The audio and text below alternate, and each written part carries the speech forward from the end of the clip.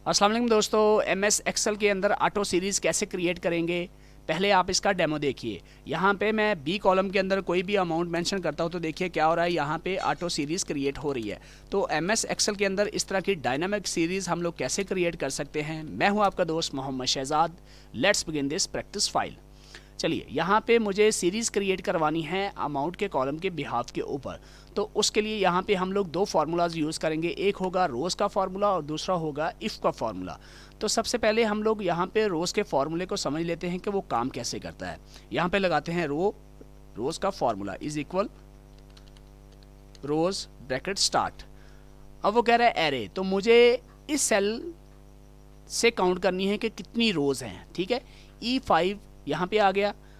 अब shift semi column दबाएंगे तो वो फिर से E5 को सिलेक्ट कर लेगा।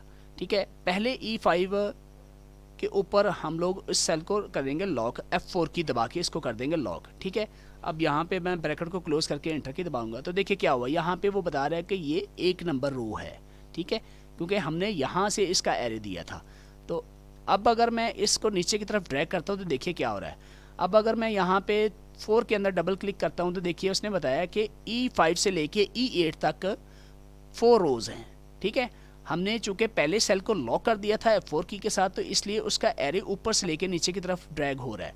ठीक हो गया, तो इस तरह रोज़ का फार्मूला काम करता है। तो हम इस रोज़ के फार्मूले को यूज़ करेंगे इफ़ फार्मूले के अंदर। चलिए, यहाँ पे मैं लगाता हूँ इफ़ का formula is equal if bracket start. इसका पहला पैरामीटर है लॉजिकल टेस्ट। तो लॉजिकल टेस्ट हमें यहाँ पे क्रिएट करना है कि अगर अमाउंट के सेल बराबर हो एम्प्टी के, ठीक है, तो उसको कैसे लिखेंगे। यहाँ पे इस सेल को करेंगे सिलेक्ट और करेंगे is equal double inverted comma. Double inverted comma ये बताता है कि एम्प्टी। ठीक है, कॉमा। सेकंड पैरामीटर है इसका वैल्यू ऑफ ट्रू, कि अगर आपका लॉजिकल टेस्ट ट्रू है, ठीक है, तो यहाँ पे फिर क्या लिखा हुआ आ जाए। ठीक है, अगर ये सेल खाली है तो यहाँ पे ये वाला सेल रहेगा एम्प्टी। तो हम लोग डबल इन्वर्टेड कॉमा फिर से दे देंगे, कॉमा। वैल्यू फॉल्स, कि अगर इस सेल के अंदर कोई वैल्यू लिखी हुई है तो फिर यहाँ पे क्या आ जाए। तो उसके लिए हम लोग यहाँ पे रोज़ का फॉर्मूला लिखेंगे, रोज़ ब्रैकेट स्टार्ट। तो उसके लिए हमें यहाँ पे एरे देना होगा रोज़ का, तो हम लोग यहाँ पे अमाउंट का एरे दे देंगे। ठीक है, B2 शिफ्ट सेमी कॉलम, तो यहाँ पे B2 फिर से सिलेक्ट हो जाएगा। ठीक हो गया, और मुझे पहले B2 को लॉक करना है। यहाँ पे कर्सर रख के F4 की दबा के इसको लॉक कर दीजिए। ठीक है, और इस ब्रैकेट को करेंगे यहाँ से बंद और फिर कर देंगे इफ़ की ब्रैकेट को क्लोज और इंटर की दबा देंगे। ठीक है, देखिए यहाँ पे काम हो गया। अभी यहाँ पे चूंकि मैंने अमाउंट नहीं लिखी हुई तो इसलिए यहाँ पे एम्प्टी सेल आ रहा है।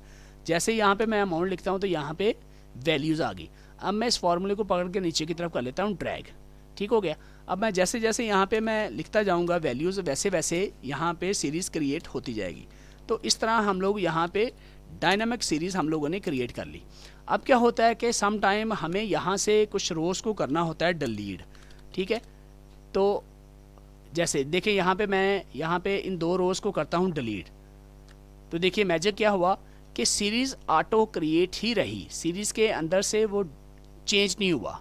ठीक है, यहाँ पे सीरीज़ नंबर हमारी एज इट ही रही। तो इस तरह की इंटरेस्टिंग वीडियोस के लिए मेरे चैनल को सब्सक्राइब कीजिए, लाइक कीजिए और बेल नोटिफिकेशन पे जाके ऑल नोटिफिकेशन को ऑन कीजिए ताकि आने वाली नई इंटरेस्टिंग वीडियोस आप लोगों तक पहुँचती रहें।